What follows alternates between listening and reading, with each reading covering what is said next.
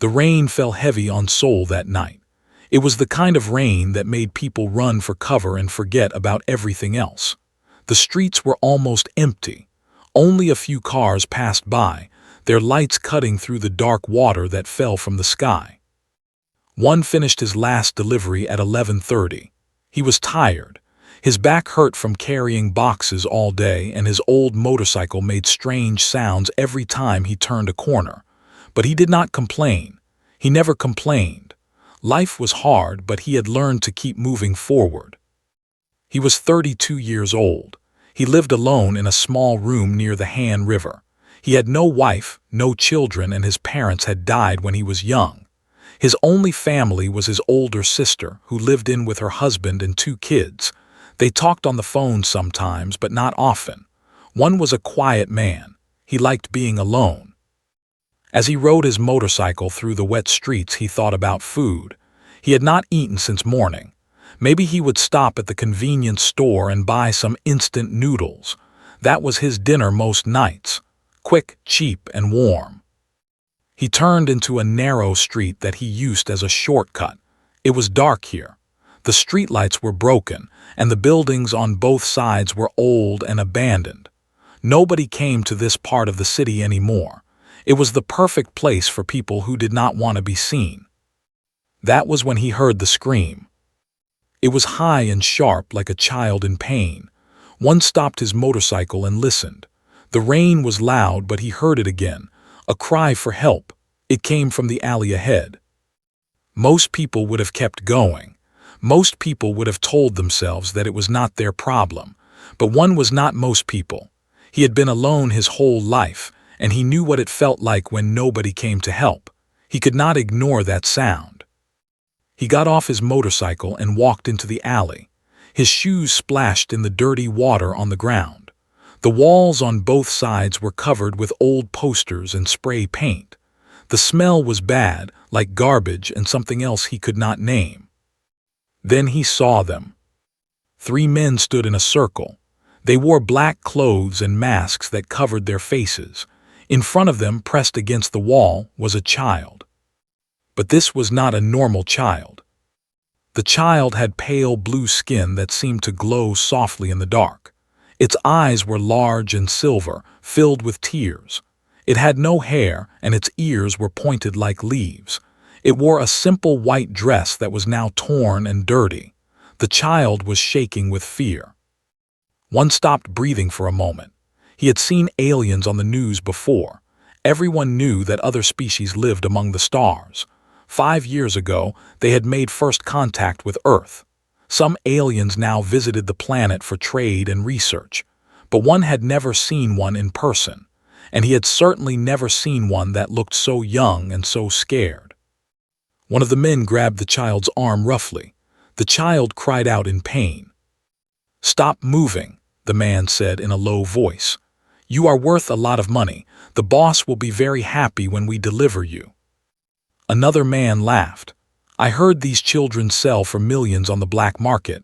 Their organs are special. Rich people pay anything for them." The third man pulled out a knife. "Let us just cut off a finger first, to prove we have the real thing."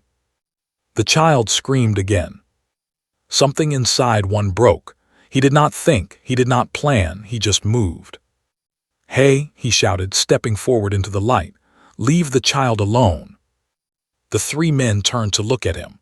For a moment, nobody moved. Then the man with the knife laughed. "Look at this," he said. "A hero, a stupid, stupid hero." "I said leave the child alone," one repeated. His voice was steady, but his heart was beating fast. He knew he was in danger. These men were criminals. They would not let him walk away. "Go home, old man," the first man said. "This is none of your business. Forget what you saw and you might live until morning." One looked at the child. Those silver eyes stared back at him, filled with hope and fear. The child did not speak, but one understood. It was asking for help, begging for help. He thought about his life, his empty room, his instant noodles, his broken motorcycle. He had nothing to lose, but this child had everything to lose. "No," one said quietly, "I will not leave." The man with the knife moved first. He was fast, but one was ready. He caught the man's wrist and twisted it hard. The knife fell to the ground with a splash. One pushed the man back and grabbed the knife. But then the other two men attacked. They were trained. One was not. He had been in fights before, small ones, but nothing like this. The first punch hit his stomach and took his breath away. The second hit his face and made his vision go white with pain. He fell to his knees, but he did not let go of the knife. He swung it wildly, and he felt it cut something. One of the men screamed and stepped back. "Kill him," someone shouted. One stood up again. Blood ran down his face and into his eyes. He could barely see, but he positioned himself between the men and the child.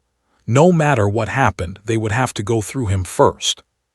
The child grabbed the back of his wet jacket with small, cold hands. It was trembling so hard that one could feel it through his clothes. "It is okay," he whispered without looking back. "I will protect you." The three men looked at each other. Then they pulled out more knives, 3 blades shining in the rain. "You chose wrong, hero," the first man said. "Now you die." They came at him together. One raised his knife and waited. He knew he would not win. He knew he would probably die in this dirty alley in the rain with no one to remember him. But he also knew that he was doing the right thing. And for the first time in a very long time, that felt like enough. The first blade found one's shoulder. It went deep, cutting through muscle and scraping bone. The pain was like fire, hot and sharp. He screamed but did not fall. He swung his knife back and felt it connect with something soft. One of the men cursed loudly. The rain kept falling. The child behind him kept crying, and the fight continued. The second stab came from the side. It went into his ribs, sliding between the bones like it knew exactly where to go. One felt something inside him tear. He coughed, and blood came out of his mouth. His body wanted to stop. His body wanted to lie down and sleep forever, but his mind refused. He spun around and kicked one of the men in the knee. The man fell down with a shout of pain, but the other two were still standing, and they were angry now. Very angry. "Just die already," the man with the mask shouted. The third knife went into one's back. He felt the cold metal enter his body, felt it twist, felt it pull out. His legs started to shake. Standing was getting harder. Breathing was getting harder. Everything was getting harder. But he did not move from his position. He stayed in front of the child like a wall. A broken, bleeding wall, but a wall nonetheless. The child was screaming now, a high sound that hurt one's ears, but mixed with the screams were words. Strange words in a language he did not understand. The child was calling for someone, calling for help that was not coming. "Shut that thing up," one of the men shouted. He tried to move around one to reach the child. One grabbed his arm with bloody fingers and pulled him back. The man was surprised by the strength. How could this delivery driver, this nobody, still have any strength left? The fourth stab answered that question. It went into one's stomach, and this time he did fall. He dropped to one knee, his hand pressing against the wound. Blood poured between his fingers like water from a broken pipe. But even on his knee, he did not move aside. His body blocked the narrow alley. They could not reach the child without going through him. "Why?" one of the men asked, breathing hard. He had cuts on his arm and face from one's knife. "Why do you fight so hard for this alien? It is not even human. It is nothing to you." One looked up at the man. Rain and blood mixed on his face. His vision was getting dark around the edges. He knew he was dying. He could feel his life leaving his body with every drop of blood that fell to the ground. "She is a child," he said. His voice was weak now, barely a whisper. "Human or not, she is just a child." For a moment, the man seemed confused, like he could not understand the words, like the idea of protecting someone for no reason was a puzzle he could not solve. Then his face went hard again. "Fool," he said. The fifth stab went into one's chest. He felt his lung collapse. Breathing became impossible. He gasped for air, but nothing came. His body was shutting down, one piece at a time. But still, he did not move. He reached back with one hand and found the child's small fingers. They wrapped around his hand immediately, holding on with desperate strength. The child's skin was cold and smooth, so different from human skin, but the fear in that grip was exactly the same as any human child. "Run," one whispered. "When they focus on me, you run, okay?" The child did not answer. Maybe it did not understand Korean. Maybe it was too scared to speak, but its grip on his hand tightened. The sixth stab came while one was looking at the child. It went into his other shoulder and his arm went numb. He dropped his knife. Now he had no weapon at all, just his broken body. The men stood over him like shadows. Their masks hid their faces, but one could see their eyes. Cold eyes, empty eyes, eyes that had seen this kind of thing before and felt nothing. "Enough games," the leader said. "Finish him and take the merchandise." The seventh knife went into one's leg. He could not stand anymore. He fell forward onto his hands and knees, his blood mixing with the rain water on the ground. The world was spinning. The lights from the distant street were getting dimmer. But he could still feel the child behind him, small hands on his back trying to help him, trying to hold him up. Such a small creature, so far from home, so alone. Just like him. One smiled. It was a strange thing to smile at a time like this, but he thought about his life and he realized something. He had spent 32 years feeling empty, feeling like he had no purpose, feeling like nobody would miss him when he was gone. But tonight he mattered. Tonight his life meant something.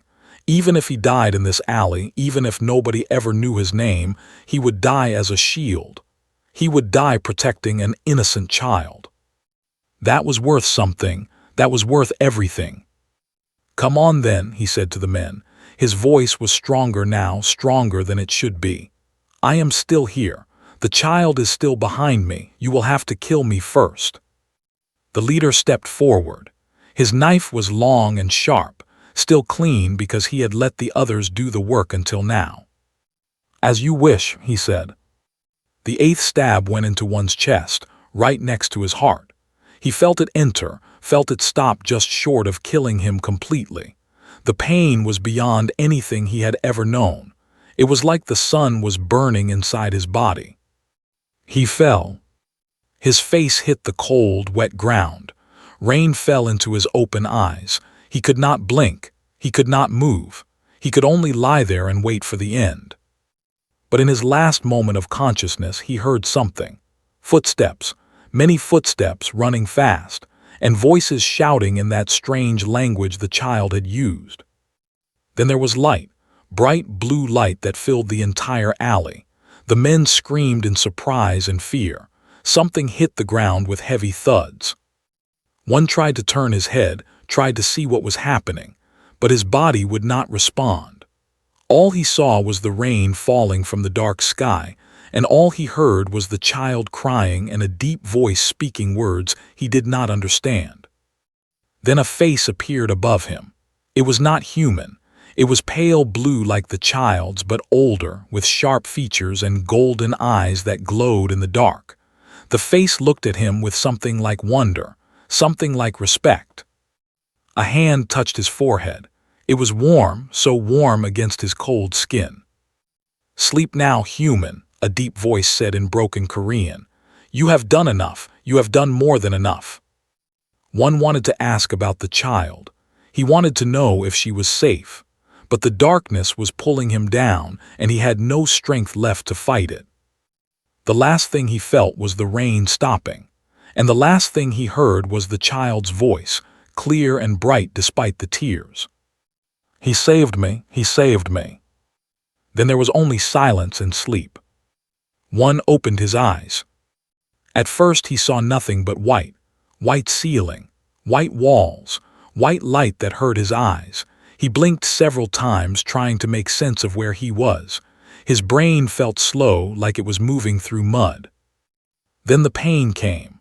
It rushed through his body like a wave, touching every wound, every cut, every place where the knives had entered his flesh. He gasped and tried to move, but his body was too heavy. "He is awake," a voice shouted somewhere nearby. Footsteps came running. Faces appeared above him, nurses in blue uniforms, a doctor with gray hair and tired eyes. They looked at him with expressions of shock and disbelief. "This is impossible," the doctor whispered. "Absolutely impossible." One tried to speak, but his throat was dry. A nurse put a straw to his lips and he drank. The water was cold and tasted like medicine. "Where am I?" he managed to ask. "Seoul National Hospital," the doctor said. "You have been unconscious for 3 days. When they brought you in, we thought you would die within hours. You had 8 stab wounds, 3 collapsed organs, and you lost more blood than should be possible to survive." One remembered the alley, the rain, the child with silver eyes, the knives cutting into his body again and again. He remembered all of it. "The child," he said suddenly. He tried to sit up but fell back immediately. "Is the child okay? The alien child, is she safe?" The doctor and nurses looked at each other. Something passed between them, a silent message that one could not understand. "The child is safe," the doctor said carefully. "She has not left the hospital since you arrived. She refuses to leave until she can see you." One relaxed a little. The child was safe. That was all that mattered. "How am I alive?" he asked. "You said I should have died." The doctor hesitated. He looked at the door like he was expecting someone to walk through it. Then he leaned closer and spoke in a low voice. "We do not know exactly. When you arrived, you were almost dead. We put you in surgery immediately, but we were just trying to keep you alive long enough to say goodbye. There was no hope." He paused and looked at his notes like he could not believe what he was reading. "Then something strange happened. Your wounds started healing on their own. Not fast enough to see, but much faster than any human should heal. Your organs repaired themselves. Your blood regenerated at an impossible rate. By the 2nd day, you were stable. By the 3rd day, you were almost healthy." One looked at his hands. They were wrapped in white bandages, but they did not hurt. Nothing hurt as much as it should. "How?" he asked. "We think it was the child," the doctor said. "She touched you before you came to the hospital. She put her hand on your chest and held it there. The people who brought you in said there was a glow, blue light coming from her hand and going into your body." One remembered the warm hand on his forehead before he lost consciousness. He remembered the golden eyes looking at him with respect. "What did she do to me?" "We have no idea. They do not share their medical knowledge with humans, but whatever she did, it saved your life." The doctor stepped back and folded his arms. He looked at one like he was studying a puzzle that made no sense. "There is something else you should know," he said. "You have visitors. They have been waiting outside since the first night. They will not leave and they will not talk to anyone except you." "Visitors who?" "See for yourself." The doctor nodded to one of the nurses. She walked to the door and opened it. One turned his head to look. His breath stopped in his chest. Standing in the hallway were 4 figures. They were tall, at least 7 feet each, and they wore armor that looked like silver water frozen in place. Their skin was pale blue, their eyes were gold, and their faces were sharp and serious. They stood perfectly still, like statues carved from ice. Behind them, one could see more of them, many more. The entire hallway was full of these alien soldiers, standing in perfect lines like they were guarding something precious. Or someone. "What is happening?" one whispered. The doctor gave a small, nervous laugh. "That is what we would like to know.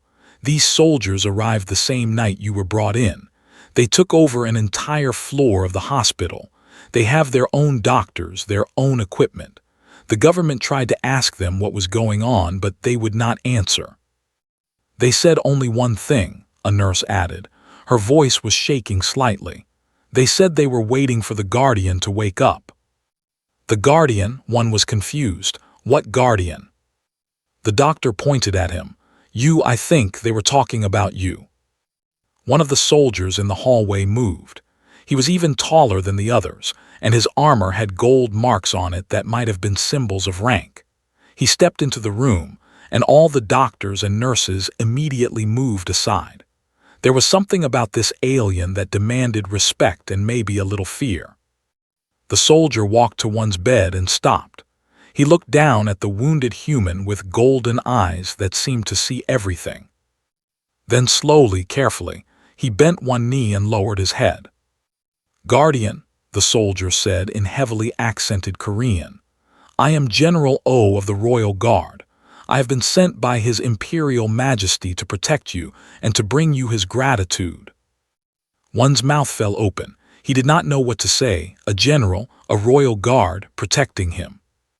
"I do not understand," he said. "I am nobody. I am just a delivery driver. Why are you here?" The general lifted his head. For the first time, there was something like warmth in his golden eyes. "You saved the princess," he said. "You took 8 blades into your body to protect the heir to the throne. You knew nothing about her. You knew nothing about us. You only knew that she was a child in danger, and you chose to stand between her and death." One felt the world spin around him. "Princess, heir to the throne. She is a princess. She is Princess Lyra, 3rd daughter of Emperor, and she is very precious to our people. She was traveling on Earth with a diplomatic group when she was taken by criminals. We searched for her for 2 days before we found her." The general's face darkened with anger. "We found her in an alley, protected by a dying human who had fought 3 armed men with nothing but a small knife and his own body.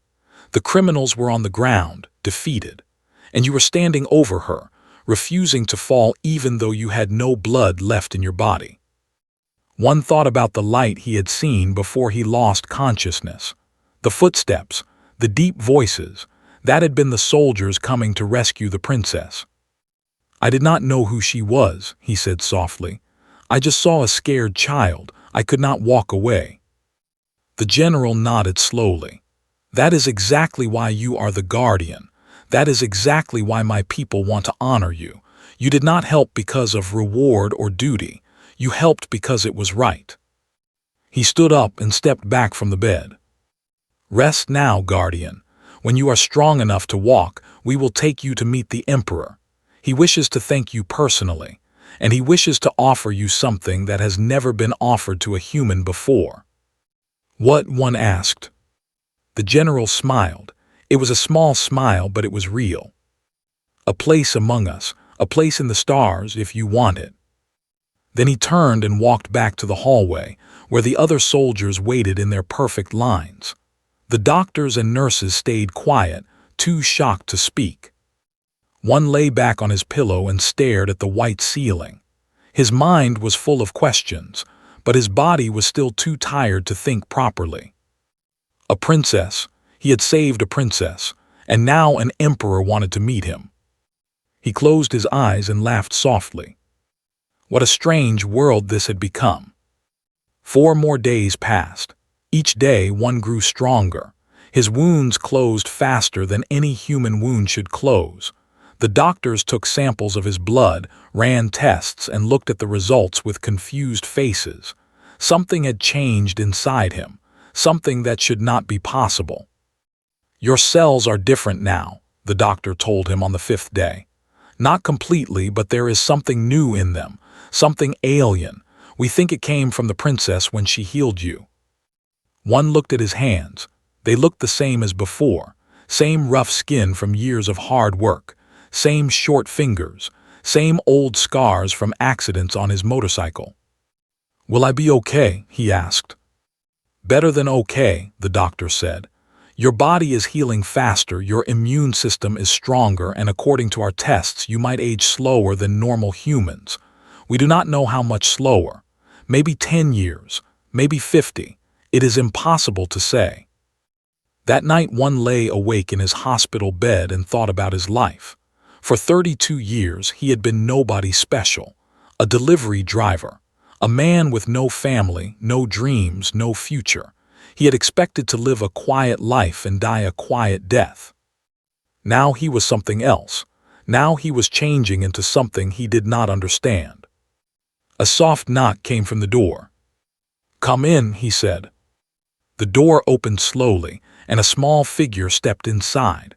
One sat up immediately when he saw who it was. The princess looked different now. Her pale blue skin was clean, and she wore a beautiful white dress with silver designs on it. Her silver eyes were bright and clear, not filled with tears like before. But she still looked like a child who had seen terrible things. Behind her stood 2 guards, but they stayed at the door. They did not enter the room. "Guardian," the princess said softly. She spoke Korean much better than the general. Her voice was like music, high and clear. "Please," one said, "call me one. I am not a guardian, I am just a regular person." The princess walked to his bed and stood beside it. She was small, maybe 4 feet tall, but there was something about her that felt much bigger, much older. "You are wrong," she said. "You are the guardian, my guardian. That is what my people will call you forever." She reached out and took his hand. Her skin was cool and smooth, just like he remembered from the alley. "I never said thank you," she whispered. "I was too scared, I could not speak, but I saw everything you did. I felt every knife that went into you, and I knew that you were dying for me." One felt his eyes get wet. He blinked hard to push back the tears. "Any person would have done the same thing," he said. The princess shook her head slowly. "No, they would not. I have studied humans for many years. Your people are complicated. Some are kind and some are cruel. Some help strangers and some hurt them. You could have walked away. The men told you to leave. They gave you a chance, but you stayed." She looked at him with those silver eyes, and one felt like she could see inside his soul. "Why?" she asked. "Why did you stay?" One thought about the question. He had asked himself the same thing many times since he woke up. "Because you were scared," he finally said. "Because you were alone. Because I know what it feels like to be alone and scared with nobody to help you." He paused and looked at the ceiling. "When I was young, my parents died. I was alone for a long time. I used to wish that someone would come and protect me. Someone would tell me that everything would be okay, but nobody came. I had to survive by myself." He looked back at the princess. "When I saw you in that alley, I saw myself. A small child, alone and afraid. I could not walk away from that. I could not be another person who did nothing." The princess was quiet for a long moment. Then she did something unexpected. She climbed onto the bed and hugged him. Her small arms wrapped around his neck, and she pressed her face against his shoulder. "Thank you," she said again. "Thank you for being brave. Thank you for not walking away." One put his arms around her carefully, afraid that he might hurt her. She felt so small, so fragile. It was hard to believe that she was a princess, the daughter of an emperor who ruled entire planets. "You are welcome," he whispered. They stayed like that for a while. Then the princess pulled back and wiped her eyes. "My father wants to meet you," she said. "He is coming to Earth tonight. He never comes to Earth. This planet is too far from our home and the journey is long, but he is coming for you." "For me?" "For you," the princess smiled. "He wants to see the human who saved his daughter. He wants to see the guardian." One felt nervous. Meeting a princess was already strange enough. Meeting an emperor was something else entirely. "What should I do?" he asked. "How should I act? I do not know anything about your customs." The princess laughed. It was a beautiful sound, like bells ringing in the wind. "Just be yourself," she said. "That is what my father wants to see. He wants to see the man who jumped into an alley to save a stranger, not an actor playing a role." She jumped off the bed and walked back to the door. But before she left, she turned around one more time. "He will offer you a choice," she said. "A very important choice. Think carefully before you answer." "What choice?" The princess smiled mysteriously. "You will see." Then she was gone, and one was alone again with his thoughts. That evening, the hospital became very busy. More alien soldiers arrived, filling every hallway and every room on the floor. Government officials came in black cars, looking nervous and confused. News reporters gathered outside the building, pointing their cameras at the windows. Nobody told them what was happening, but everyone could feel that something important was coming. At exactly midnight, a light appeared in the sky above the hospital. It was bright and blue, like a star falling in reverse. The light grew bigger and bigger until it became a shape. A ship. An alien ship, beautiful and silver, shaped like a bird with its wings spread wide. The ship landed on the roof of the hospital without making a sound. One watched from his window. His heart was beating fast. He had never seen anything so beautiful in his life. 10 minutes later, his door opened again. General O stood there in his silver armor, looking serious and proud. "Guardian," he said, "the Emperor is here. Are you ready?" One stood up from his bed. He was still wearing the hospital clothes, simple pants and a simple shirt. His hair was messy, and he had not shaved in days. He looked like exactly what he was, a regular man from a regular life. But when he walked toward the door, his steps were steady, his eyes were clear, and his back was straight. "I am ready," he said. The general nodded and stepped aside. "Then let us go." Together they walked down the hallway toward the roof, toward the ship, toward the Emperor. And one knew that his old life was ending. A new life was about to begin. Whatever happened next, he was ready to face it. The roof of the hospital had been transformed. Where there had been concrete and machines, there was now a path of soft blue light leading to the ship. Soldiers stood on both sides, their armor shining under the stars. The night air was cold, but one did not feel it. He only felt the weight of the moment pressing down on him. General O walked beside him, matching his pace. Neither of them spoke. Words seemed unnecessary now. The ship's door opened as they approached. More light poured out, golden this time, warm and welcoming. Inside, one could see a room made of crystal and metal, beautiful beyond anything he had ever seen. "Wait here," the general said. He stepped onto the ship first and disappeared inside. One stood at the entrance and looked up at the sky. He could see more ships there, small lights moving among the stars. The fleet, he realized. They had come with their emperor to this small planet on the edge of the galaxy. All because of what he had done in a dirty alley on a rainy night. "The Guardian may enter," a voice announced. One took a deep breath and stepped inside. The room was large and round. The walls were made of something that looked like glass but felt alive. Colors moved inside them, swirling slowly like dreams. In the center of the room stood a group of aliens dressed in clothes more beautiful than any clothing one had ever seen. And in front of them all sat the Emperor. He was old. That was the first thing one noticed. His blue skin had lines of silver running through it, and his golden eyes were deep with thousands of years of memory. He wore a simple robe of white and gold, no crown, no symbols of power. He did not need them. His presence filled the room like light fills the sky at sunrise. Beside him sat a woman who must have been the Empress. She had the same silver eyes as Princess Lyra, and she was watching one with an expression of quiet interest. The princess herself stood near her parents, wearing a smile that made her whole face glow.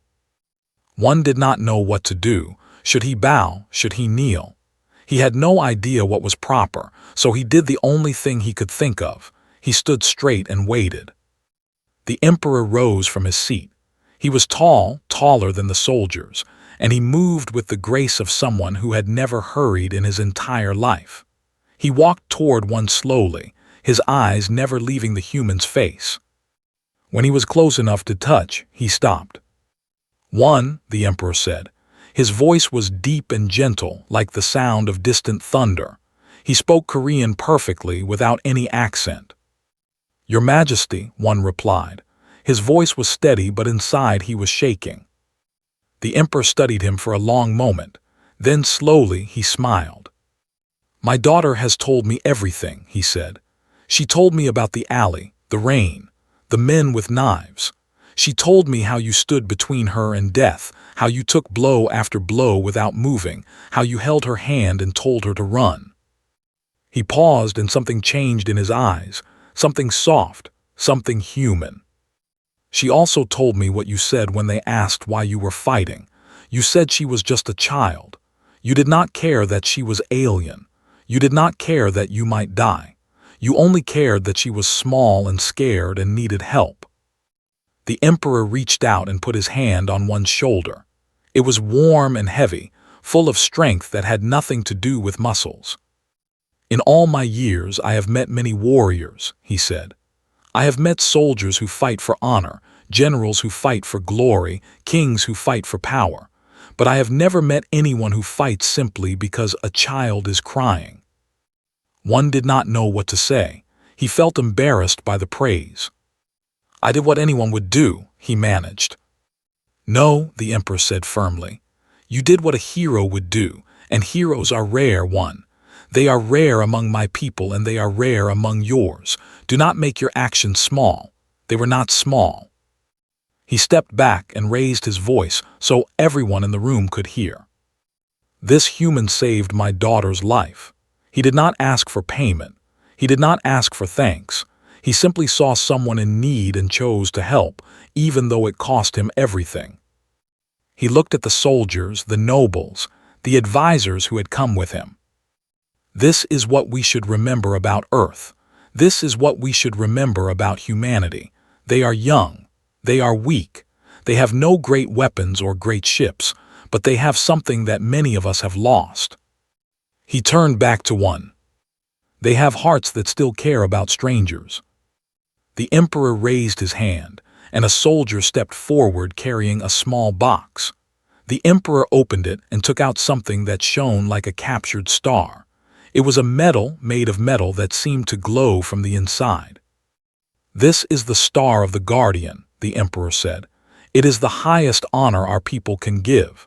In 10,000 years it has been given only 7 times. You will be the 8th.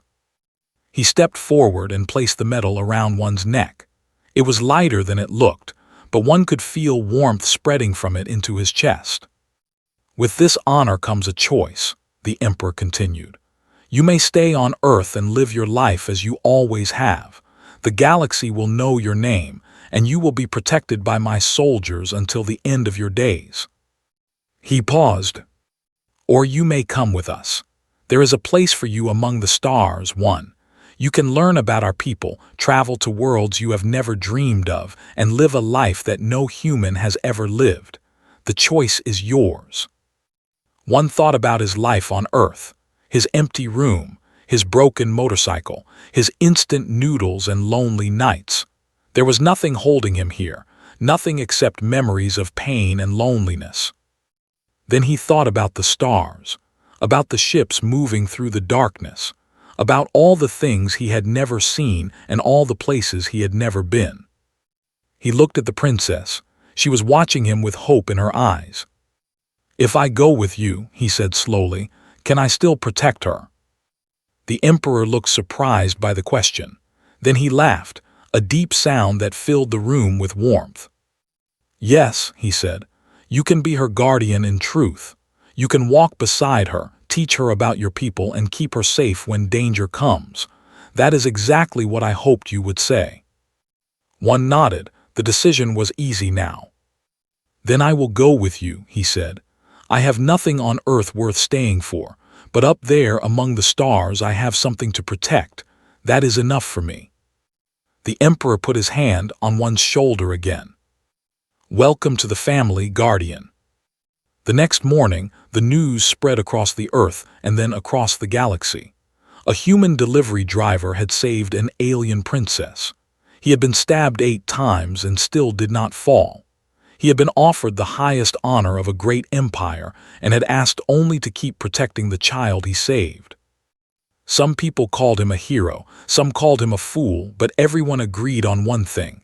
He had shown what humans were made of, not technology, not power, not intelligence. Heart. Pure, simple heart.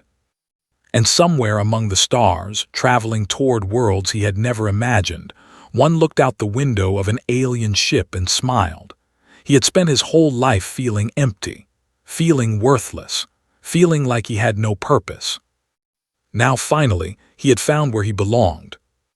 Not on Earth, not alone in a small room, but out here in the endless dark, protecting a small girl with silver eyes who had given him something he never expected to find. A family, a home, a reason to live. The stars had never looked so bright.